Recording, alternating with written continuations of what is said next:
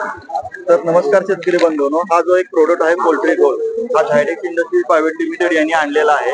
हा एक innovative product आहे की जे पोल्ट्री मधला अमोनिया, माशी, वास आणि पक्ष्याचे आरोग्य ह्याच्यासाठी एक रामबाण एक प्रोडक्ट आहे। आज तुमच्या पोल्ट्री फार्म मधला अमोनियाच होऊन देत नाही।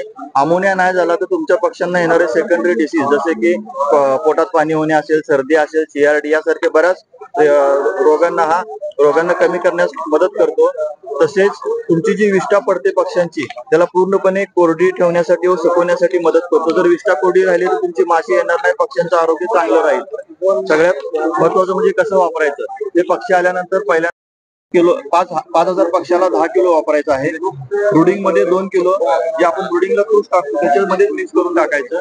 दुसरी जी आहे 10व्या-12व्या दिवशी आपण ज्यावेळेला 50-60% जागा देतो त्यावेळेस राहिलेली 4 किलो पोल्ट्री गोल्ड एक 30 किलो तूप मध्ये मिक्स करायचं, युरिया टाकतो तसं जमिनीवरती पसरायचं। हे पक्ष्यांच्या अंगावर पडलं, पाण्यात पडलं, खात्यात पडलं, पक्ष्यांनी खाल्लं काही प्रॉब्लेम नाही, पूर्ण इको फ्रेंडली आहे। आणि तिसऱ्यांदा द्यायचं 22 ते 24व्या दिवशी ज्यावेळेला आपण फिनिशर फूड चालू करतो त्यावेळेला पक्षी काय करतो, खाते जास्त खातो जेणेकरून पाणी डबल टिबल पेतो, थोडीशी पातळ विष्ठा चालू होते आणि मेजर प्रॉब्लेम आपले तिथूनच चालू होतात। त्यावेळेस राहिलेलं 4 किलो 30 ते 40 किलो तूप मध्ये मिक्स करायचं, पूर्ण जमिनीवरती विस्कटून द्यायचं। हे केल्यामुळं शेवटी तुमची जी विष्ठा आहे ती पूर्णपणे व्यवस्थित झाडून काढू शकता, ह्या पद्धतीने काढू शकता।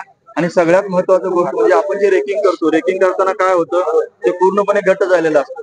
रेकिंग करताना पूर्ण हाताला घट्टे पडतात, दाबून रेकिंग करावं लागतं। पण जर हा प्रोडक्ट वापरला तर जर तुमचं तूस आणि विष्ठा एवढी भुसभुशीत होते, तुम्ही एका हाताने रेकिंग करू शकता। आणि तसंच हे वापरल्यामुळे तुमचे विष्ठाचे रूपांतर पूर्ण सेंद्रिय खतात व्हायला चालू होतं।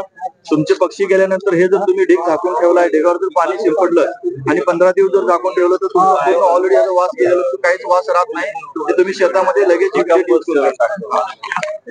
धन्यवाद।